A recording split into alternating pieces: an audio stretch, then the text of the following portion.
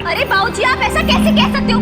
बबलू को आप कैसे भूल सकते हो? 3 हिस्से होंगे प्रॉपर्टी के। बस बाबूजी की प्रॉपर्टी है, वो जो चाहे वो कर सकते हैं। आप कुछ बोलते क्यों नहीं है? बाबूजी कुछ नहीं बोलेंगे, तुम चुप हो जाओ, ठीक है?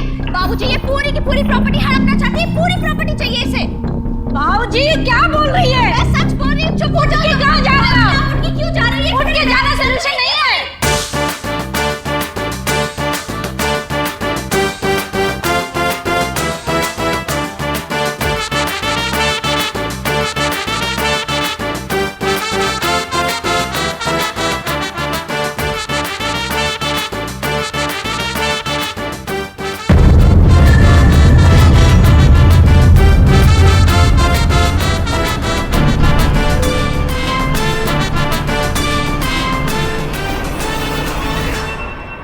देखो दीदी, प्रॉपर्टी के 3 हिस्से होंगे, मैं तुम्हें बबलू का हिस्सा लेने नहीं दूंगी। बस ज्योति मेरी बात समझ। मैंने सोचा है कि हम बबलू को किसी शेल्टर होम में डाल देते हैं, वहाँ इसकी अच्छी देखभाल हो जाएगी। हर महीने हम लोग कुछ पैसे भेज दिया करेंगे। कौन को शेल्टर होम में जाना है मुझको? दीदी तुम भी चलोगे? दीदी तुम चलोगे ना? पापा भी चलेंगे। बबलू शेल्टर होम क्यों जाएगा? आज तक मैंने जिस तरह से बबलू की देखभाल की, मैं आगे भी उसकी उसी तरह से देखभाल करूंगी। मैं बाबूजी का जिस तरह से ध्यान रखती थी, मैं उस तरह से आगे भी उनका ध्यान रखूंगी। तुमने किया क्या है आज तक? हम रोज सुबह मुंह उठा के चली आती हो प्रॉपर्टी का हिस्सा मांगने के लिए।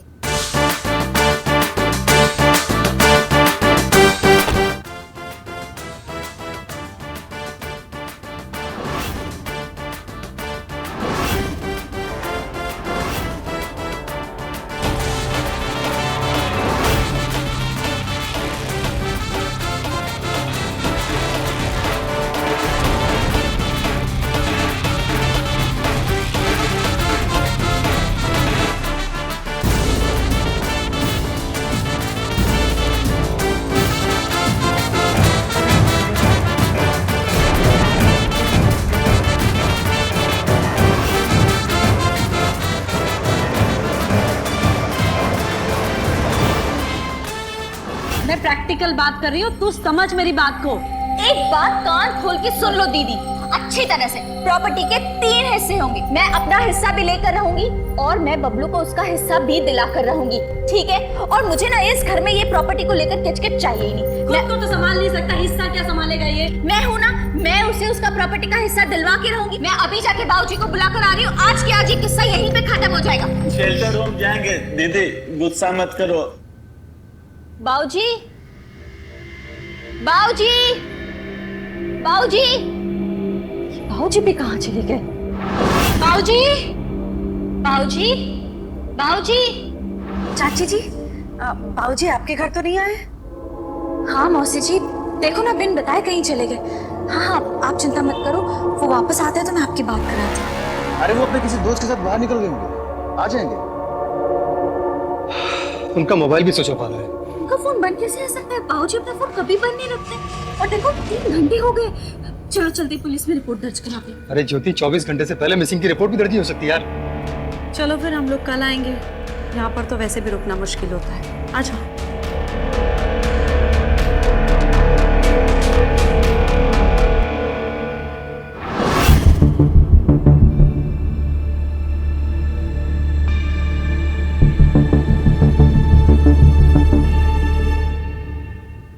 हाँ, दूल्हा भी तैयार है। अच्छा ठीक है, चलिए चलिए।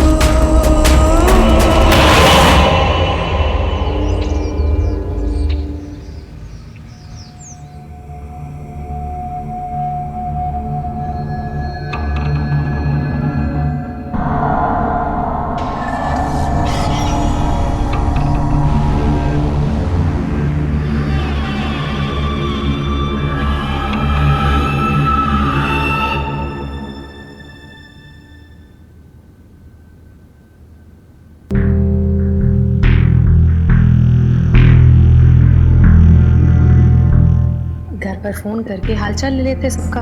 कैसी बातें कर रही है? अरे मेरी किडनैपिंग हुई है भाई, फोन कैसे करूंगा? ये भी बात सही है आपकी।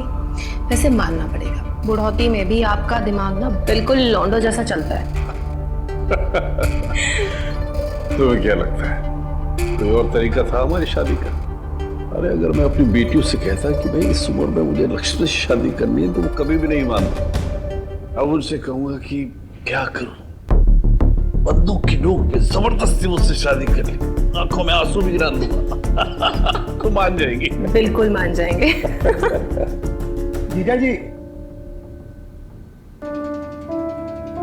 जीजा जी आपका नया सिम कार्ड।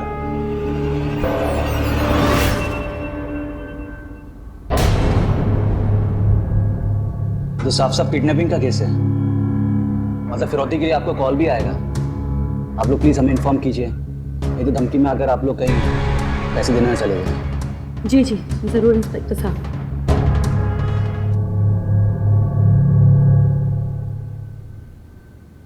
ये फिरौती के पैसे कौन देगा? तू देगी और कौन देगा?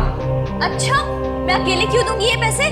क्योंकि इस घर पर कुंडली मारकर तो तू बैठी है, तो फिरौती की रकम भी तू देगी ना। मुझे तो लगता है कि तुमने ही बाबूजी का किडनैप करवाया है। मुझे क्या मिलने वाला है ये सब करके?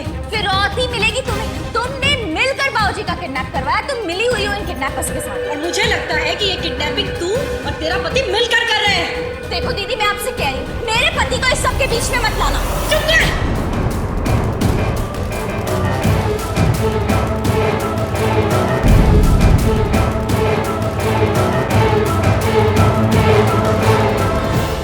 पोथी पढ़ी पढ़ी जगमुआ, पंडित भया न कोय, और 2.5 आखर प्रेम का पढ़े सो पंडित होए। अब प्रेम का 2.5 आखर तो किसी भी उम्र में पढ़ा जा सकता है, और बालिग होने के बाद आप किसी भी उम्र में शादी भी कर सकते हैं। लेकिन उम्र दराज लोगों की शादी को हम हजम नहीं कर पाते। इसलिए 2 शादीशुदा बेटियों के बाप सुबोधकांत के अंदर भी अपनी शादी को लेकर एक झिझक थी, तो उन्होंने खुद ही अपना अपहरण करवाया और लक्ष्मी से शादी कर ली। लक्ष्मी उनसे 25 साल छोटी जरूर थी, लेकिन प्रेम तो प्रेम है, जिसमें ना तो उम्र की कोई सीमा होती है और ना ही जन्मों का कोई बंधन होता है। लेकिन सुबोधकांत के घर में कोलाहल मच गया।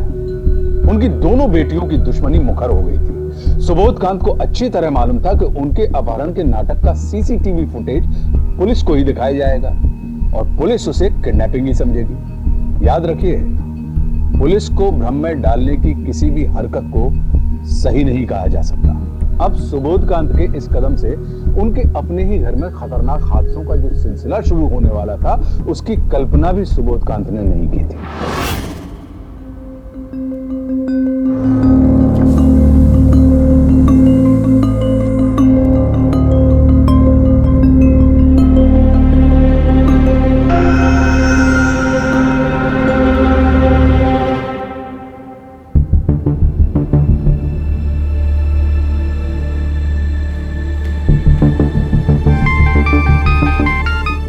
हेलो, मैं आपकी बेटी पुतुल के स्कूल से बोल रही हूँ जी, उसे बहुत गहरी चोट आई है। कहाँ है पुतुल इस वक्त? स्कूल में या हॉस्पिटल में?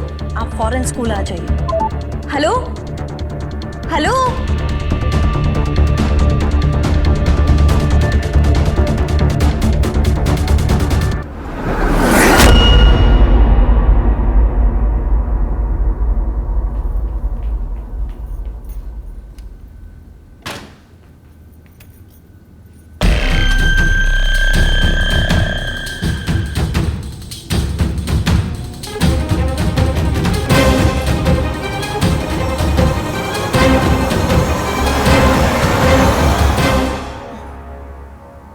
अरे वाह, ये तो अच्छे से कटिंग की।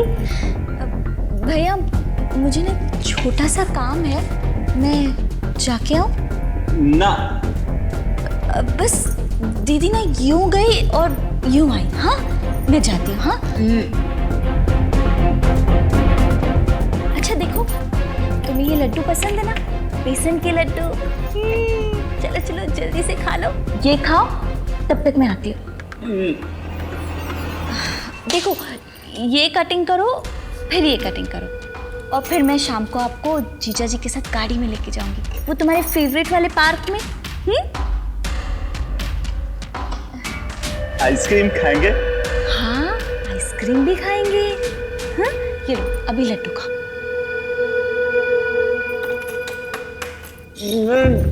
मैं भी चलूंगा। मत जाओ। अभी तो मैंने बोला ना कि शाम को जाएंगे। नहीं, मैं भी चलूंगा। अच्छा अच्छा, बैठो बैठो बैठो बैठो बैठो।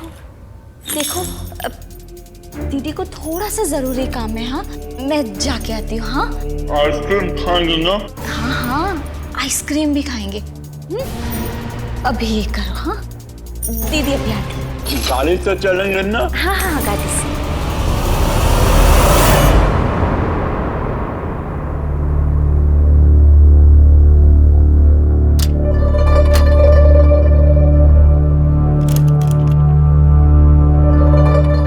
अब जल्दी से गाड़ी घर के पीछे लेकर चलो।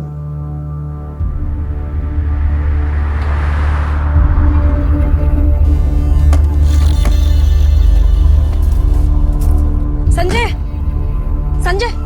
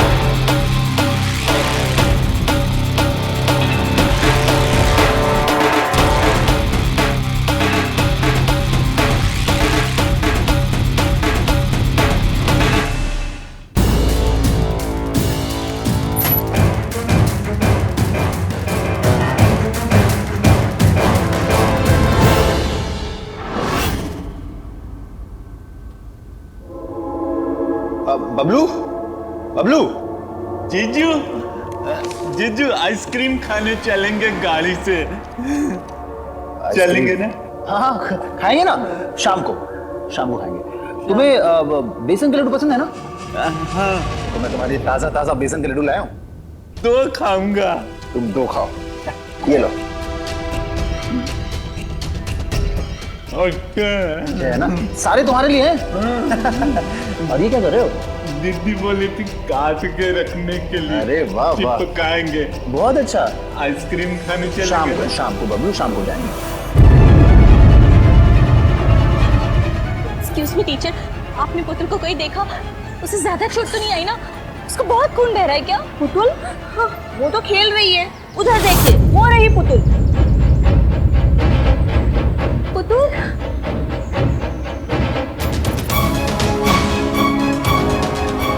क्या हुआ मम्मी? आप अभी क्यों आई? अभी तो लंच टाइम है। बेटा, सॉरी। आप जाओ, आपके फ्रेंड्स के साथ खेलो।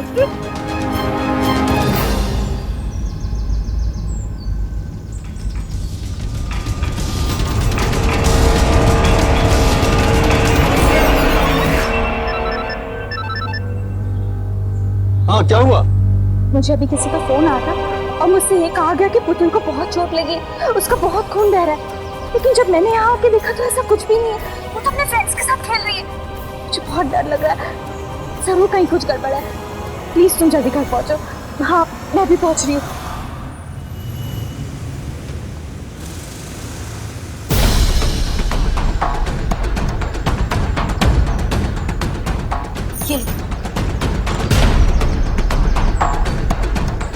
आखिर किसी ने फोन किया क्यों होगा? अरे तुम पहले गेट तो खोलो जल्दी से। हाँ हाँ, चलो।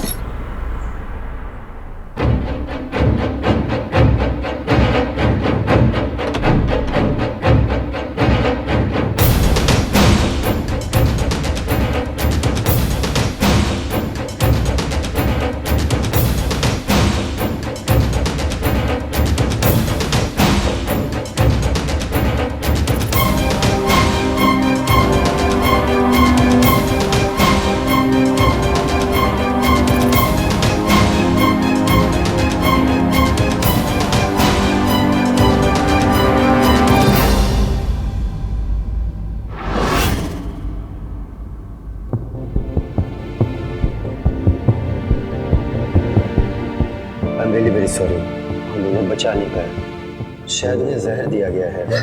काश अगर आप लोग थोड़ा पहले ले आते तो हमारी कोशिशें कामयाब हो जाती। आइए इंस्पेक्टर साहब, मैंने आपको फोन किया था। ये लोग अपने भाई की बॉडी को लेकर आए हैं जिसके ऊपर नीले रंग के निशान है जो कि उन्हें जहर खाने से होता है। तो मैंने सोचा कि आपको इत्तला कर दूं। अभी 1 हफ्ते पहले तो आपके पिताजी किडनैप हुए हैं। हाँ तो? और अब इसे जहर दे दिया गया। आप दोनों हमारे साथ थाने चलिए। इंस्पेक्टर साहब, हमने ऐसा कुछ नहीं किया। आप हमारा विश्वास करिए, हमने कुछ नहीं किया इंस्पेक्टर साहब। देखिए, हम आपको पूछताछ के लिए ले जा रहे हैं। प्लीज चलिए हमारे साथ। बॉडी को पोस्टमार्टम के लिए भेजो। आइए आइए प्लीज आइए।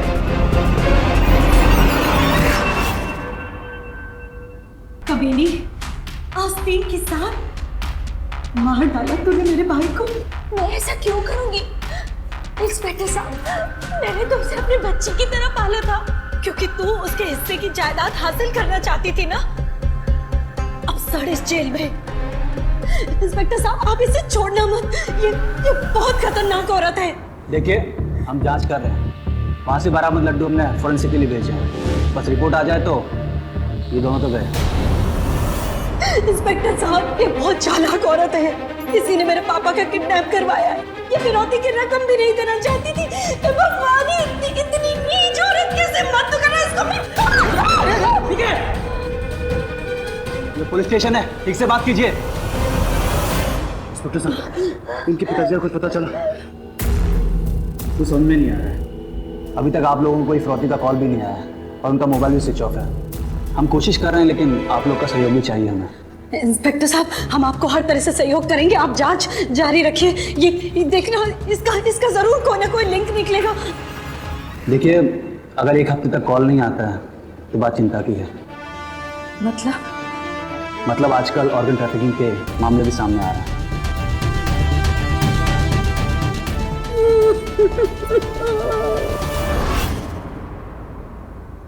इस मनोज घर में रहने का बिल्कुल भी दिल नहीं करता है। वकील साहब, क्या हम लोग इस घर को बेच सकते हैं? नहीं नहीं, बिल्कुल नहीं बेच सकते। आपके पिता सुबोध काहन जी मिसिंग हैं, अभी मरे नहीं हैं। तो जब तक वो जिंदा हैं, आप ये बंगला नहीं बेच सकते। और कुछ पूछना है आपको? अब बचा क्या है पूछने के लिए वकील साहब?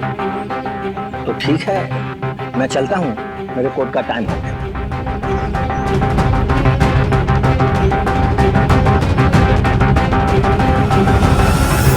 अब क्या करना है? अरे तुम अपना कुछ टैलेंट दिखाओ ना।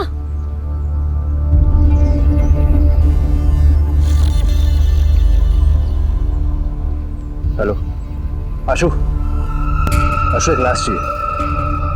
हाँ, आदमी की ही लाश चाहिए यार, आदमी की लाश चाहिए।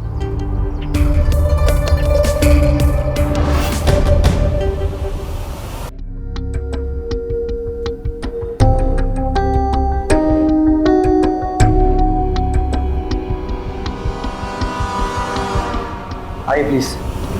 हमें लाश मिली, इसका चेहरा काफी बिगड़ा हुआ है। लाश के पास से हमें आईडी मिला है जिसमें आपके पिताजी का नाम है। ये कैसी बातें कर रहे हैं इंस्पेक्टर साहब आप? आप प्लीज चेक करके देख लीजिए कहीं है।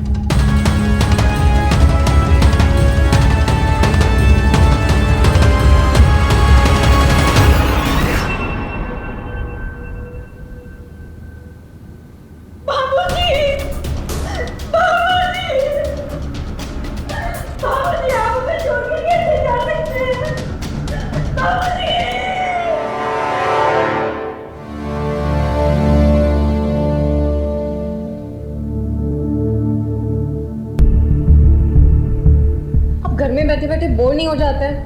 कहीं चलिए ना बाहर। अरे बाहर कहाँ जा सकते हैं? किसी ने देख लिया तो? अब यहाँ से निकलेंगे ना तो सीधा घर चलेंगे। तो घर ही चलिए ना, आप यहाँ बैठे बैठे बोर नहीं हो रहे हैं? अरे तुम बोर कहाँ होने देती? तो चलिए घर, वहां भी नहीं होने दूंगी। अच्छा, क्या करोगी घर पे? पहले चलिए फिर बताऊंगी। दरअसल में एक बेटियां शादी की बात सुन के अच्छा बर्ताव तो नहीं करे, इसीलिए कह रहा हूं कल चलिए, बस एक दिन। मेरी मजनू, ये लैला है ना, सब संभाल ले। बस तुम्हारी इन्हीं अदाओं ने घायल कर रखा है।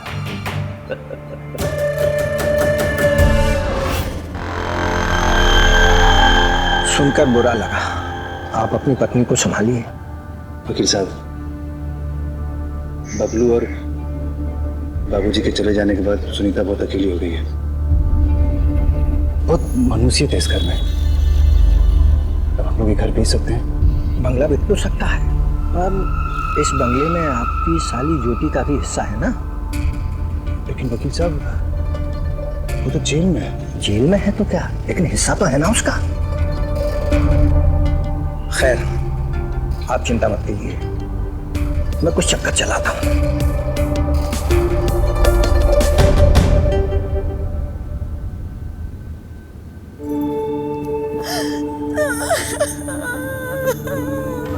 सुनीता, सब चले गए।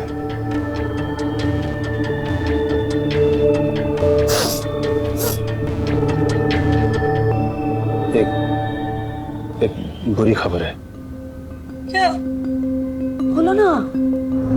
वकील साहब ने बोला है कि हम ये प्रॉपर्टी बेच सकते हैं।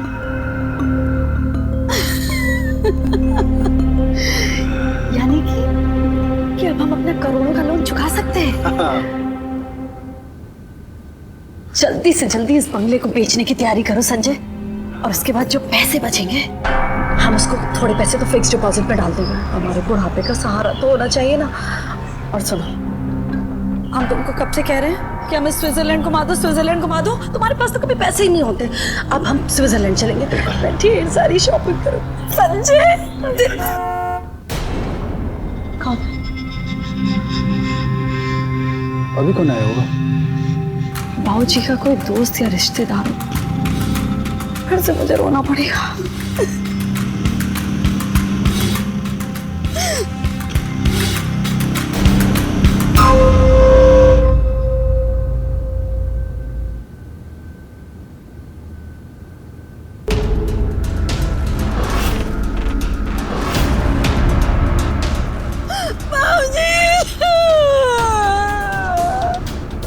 बाबूजी, आप कहाँ चले गए थे? आपको क्या हो गया था?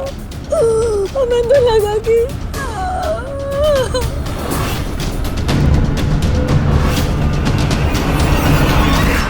ज्योति, दिलीप, पुतुल, बबलू, हाँ सब लोग। बाबूजी, आपको तो कुछ पता ही नहीं है कि क्या क्या हो गया। क्या हो गया? सब समय की मार है बाबूजी। उस ज्योति है और उसके पति ने हमें कहीं का नहीं छोड़ा।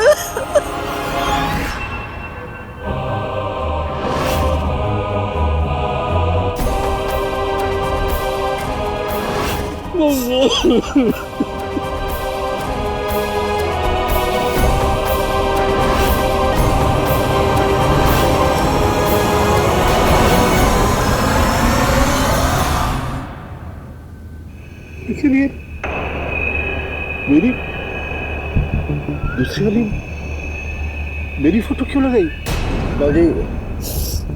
बाबूजी, सीतापुर रोड पे एक लाश मिली थी जिसमें बाबूजी आपकी आईडी थी, तो हमें लगा मेरी आईडी।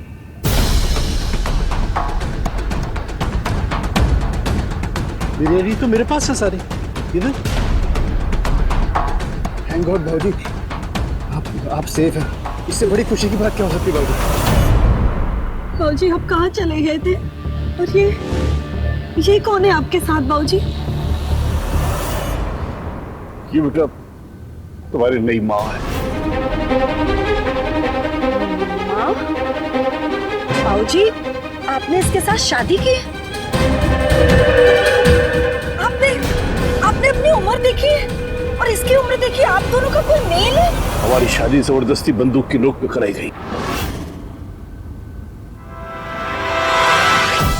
बाबूजी, कुछ भी जरूर तूने मेरे बाबूजी को फंसाया है ना? पैसों के लालच में, जायदाद के लालच में तूने इन्हें फंसाकर इनसे शादी की है ना? बाबूजी, मैं अभी पुलिस को बुलाती हूँ और इसको अंदर करवाती हूँ। बाबूजी, सीसीटीवी कैमरे की फुटेज में दिखा था कि आपको किडनैप किया गया था, लेकिन मैं कह रही हूँ ये किडनैपिंग भी इसी ने करवाई है। अब कुछ नहीं हो सकता। हमारी शादी जिन हालात में हुई है, पुलिस भी कुछ नहीं कर सकती।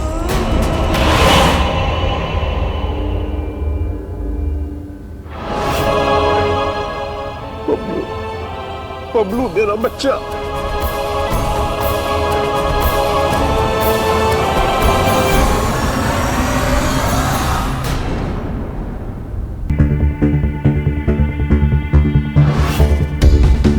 तुझे तो मैं धक्के मार के घर से बाहर निकालूंगी। मुझे पता है तूने जायदाद के लालच में मेरे बाबूजी को फंसाया है और उनसे शादी की। अब तो घर से बाहर निकल, निकल घर से बाहर। मैं मिसेस लक्ष्मी वर्मा, सुबोध कांत की बीवी, यानी कि इस घर की नई मालकिन। मैं तुझे बता दूं, पुलिस बुलाएगी? बुला, देखती हूँ इस घर में तू रहती है या मैं रहती।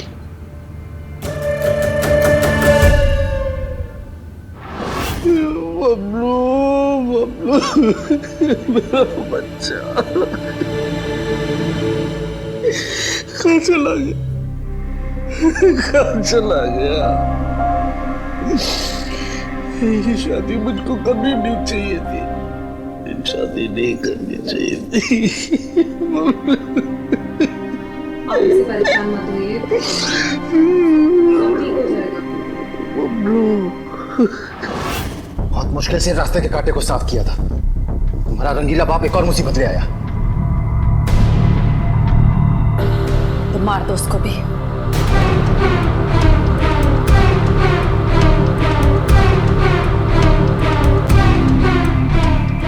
तुम्हारे बाप का क्या करेंगे? कुछ दिन के बाद उसको भी मार देंगे।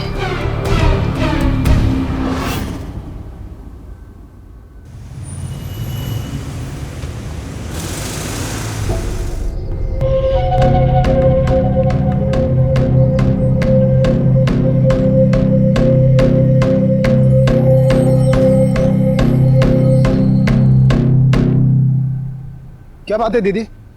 चलो आओ मेरे साथ।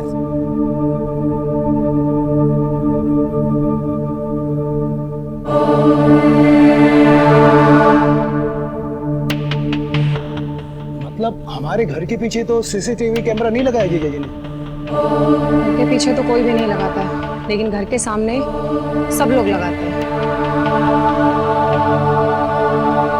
लेकिन ये घर में भी सीसीटीवी कैमरा नहीं दिख रहा है। चलो आओ मेरे साथ। जयराम जी की काका। जयराम। कैसे हो काका? बढ़िया। काका आप एक बात बताओ, ये बंगले के बाहर कोई सीसीटीवी कैमरा क्यों नहीं नजर आ रहा है? है ना? कहाँ है? मुझे तो नहीं दिखाई दे रहा है। और पीछे हटिए, वो देखो, वो दिख रहा ना पैर पे। अच्छा ठीक है।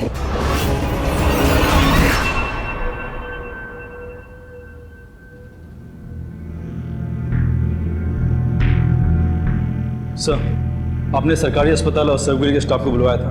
ये है। एक बात बताओ, 25 अप्रैल के दिन या उससे पहले कोई आदमी आया था जिसे लावारिस लाश चाहिए थी? नहीं साहब, ऐसा तो कोई नहीं आया था। देखो घबराओ मत, ठीक से बताओ। नहीं साहब।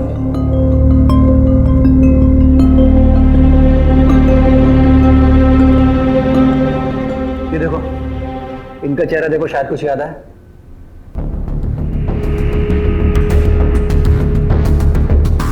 नहीं साहब, हम लोग इन्हें नहीं ठीक से देखो। नहीं पहचानते साहब। ठीक है, जाओ। नमस्ते सर। प्रवीण, जब से सुबोध खान वापस लौटे हैं, मेरे दिमाग में उस लाश का ख्याल बार बार आ रहा है, जिसे सुबोध खान समझकर सुनीता और संजय ने शिनाख्त की। भैया 13 अप्रैल का रिकॉर्डिंग दिखाइए। जी।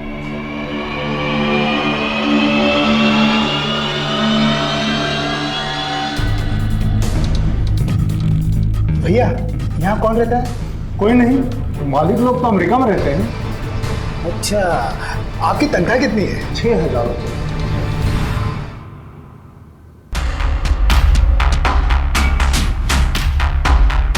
ये लीजिए पूरे 12,000।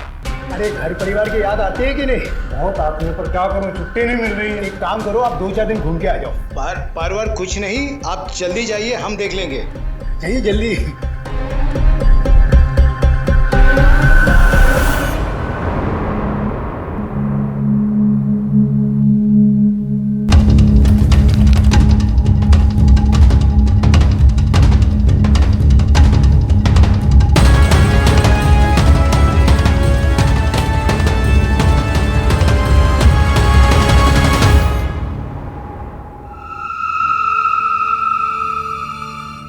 तुम ये रुको, मैं आती हूँ। बाबूजी आपने हमें बुलाया? हाँ बेटा, वो ये असल में हम इस बात पर तफ्तीश कर रहे हैं कि वो लाश किसकी थी, जिसे सुबोध कांत समझकर आप दोनों ने शिनाख्त की थी। लेकिन आईडी कार्ड तो आपने दिखाया था, इसलिए हम लोगों ने मान लिया कि वो लाश बाबूजी की है। हाँ ठीक है, लेकिन हमने चेक किया तो मालूम पड़ा कि आईडी फेक निकला। हाँ तो इंस्पेक्टर साहब, लाश भी आप ही को मिली और इन्हें वहाँ पे पूछताछ के लिए भी आप ही ने बुलाया था और सुबोध जी का आईडी भी आप ही ने दिखाया था। तो एक आम आदमी शिनाख्त ना करे तो क्या करे? मुझे लगता है ये सारी कारस्तानी ज्योति की है। वो जेल के अंदर से रहकर ये सारी साजिशें कर रही है ताकि उस पर किसी को शक ना हो।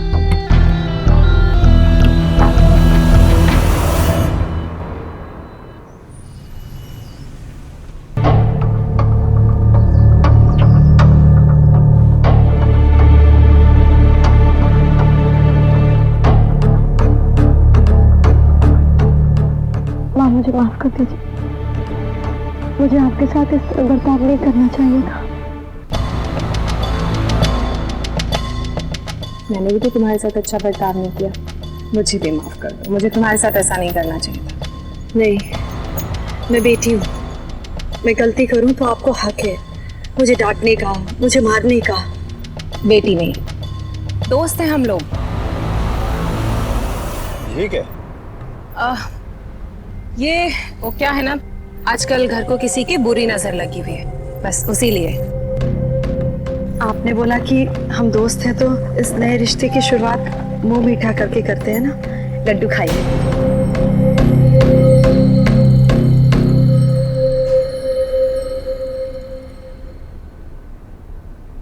जहर है इसमें।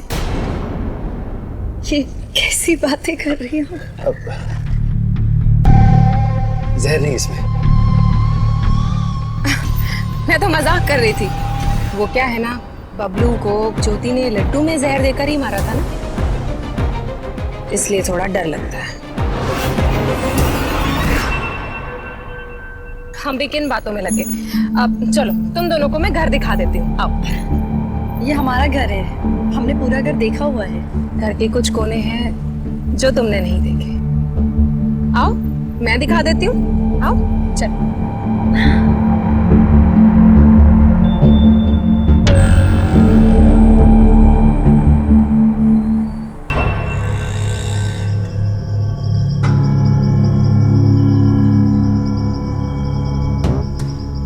घर के पीछे ऐसा क्या है जो हमने नहीं देखा? वो क्या है ना, आंखों से तो सब कुछ दिखता है, और सीसीटीवी कैमरा से कहीं कहीं कुछ कुछ नहीं दिखाई देता है ना। मतलब तुम्हें पता था कि घर के पीछे सीसीटीवी कैमरा नहीं है, तुम वहीं से आए थे ना उस दिन? अरे बाबा, मैं तो उस दिन की बात कर रही हूँ जिस दिन तुम दोनों ने मिलकर बबलू का मर्डर किया था, है ना? क्या बकवास कर रही हो? क्या सबूत है तुम्हारे पास? पूरा सबूत। तुम्हें क्या लगता है कि घर के पीछे सीसीटीवी कैमरा नहीं है तो तुम्हें कोई नहीं देख पाएगा? लेकिन तुम भूल गए कि उस बंगले के अंदर भी सीसीटीवी कैमरा लगा हुआ है, जहां पे तुम दोनों की काली करतूतें सब रिकॉर्ड हो चुकी हैं। मुझे लगता है इतना काफी है मेरे लिए तुम दोनों को जेल भेजने के लिए। मैं तुम्हें यही मार दूं तो इतना काफी होगा तुम्हें ऊपर भेजने के लिए। छोड़ो। अबे क्या कर रहा है बे? अबे पुलिस बुलाई क्या? कुछ नहीं भैया, कुछ नहीं।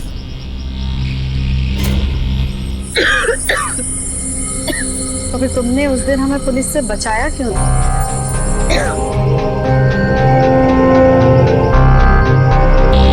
तुम्हारी और मेरी मंजिल एक ही है। पागल। चलो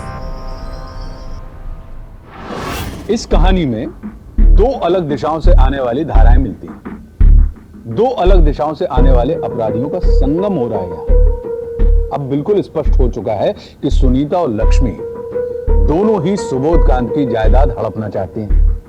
पर लक्ष्मी सुनीता और संजय को जेल नहीं भिजवा रही है, क्योंकि उसे अपने अपराध के लिए इससे अच्छे सहयोगी कहां मिलेंगे। उधर सुनीता और संजय, उनका सोचना है कि लक्ष्मी की पकड़ से बचने से बेहतर है उसका सहयोग कर, कम से कम जायदाद में हिस्सा तो मिल ही जाएगा। पर कोई कितनी भी योजना बना ले, नियति भी अपनी एक पटकथा लिख रही होती है जिसके बारे में किसी को भान नहीं होता। सर ये देखिए 13 अप्रैल की सीसीटीवी फुटेज है। ये स्कूल के कंपाउंड में ज्योति दिख रही है। मतलब ज्योति सही कह रही है, उसे कॉल आया था। सर जिस दिन से कॉल आया था उस दिन से वो फोन स्विच ऑफ है और अभी तक पता नहीं चल पाया कि वो फोन किसका है। अगर ज्योति सही कह रही है तो उसके भाई को मारकर किसको फायदा होगा? कि उसकी बड़ी बहन सुनीता को। अभी तो वही बची है। हाँ, ज्योति का कहना है कि वो बबलू को घर के अंदर बंद करके स्कूल गई थी। अगर कोई बाहर का आदमी है तो वो अंदर घुसा कैसे? सर उस घर के अंदर बालकनी में एक सीढ़ी है, शायद वहां से। कोई आस पड़ोस सीसीटीवी कैमरा नहीं है जिसमें पीछे का ऐसा दिखता हो? सर ऐसा तो हमने कुछ देखा नहीं। सर कोई सीसीटीवी कैमरा हो वहां पे? एक काम करो, दोबारा जाकर चेक करो और उनके घर पर नजर रखो। Yes sir.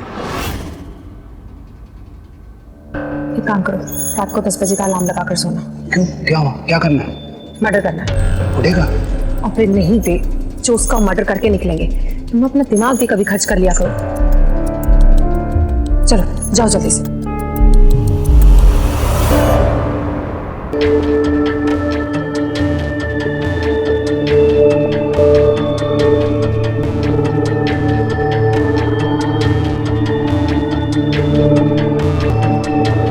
अरे सुनो, जय हिंद साहब। 2 दिन पहले तो तुम थे नहीं यहाँ।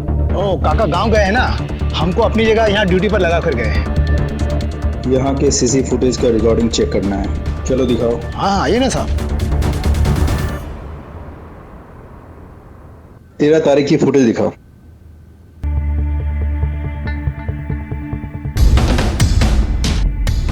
साहब रिकॉर्ड ही नहीं हो पाया। क्यों? साहब यहाँ इतनी बार लाइट करती है, कभी कभी तो दिन भर लाइट नहीं होती है, इसीलिए 13 अप्रैल का फुटेज रिकॉर्ड नहीं हुआ।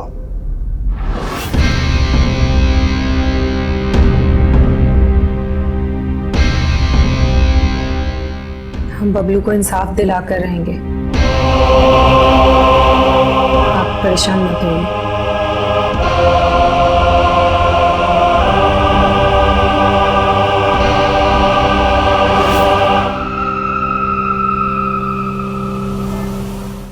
संजय तुम इस दीवार से अंदर आओगे।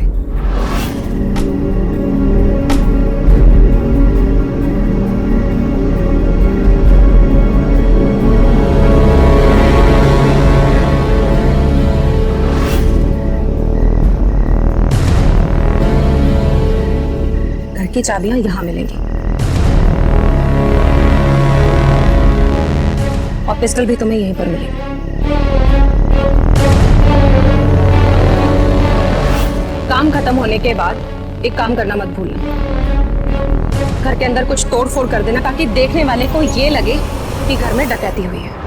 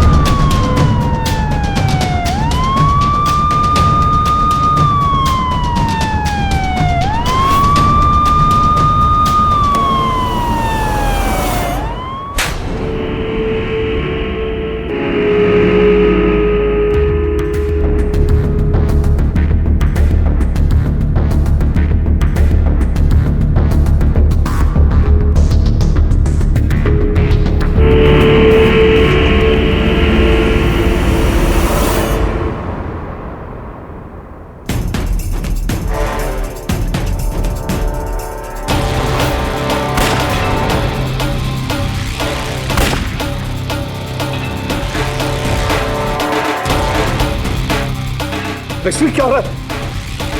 लक्ष्मी क्या हुआ? लक्ष्मी को क्यों मार दिया? इसको मारना था। क्या कर रहा है? अरे गोली नहीं चल रही है। गोली चलाओ। क्या कर रहा है संजय?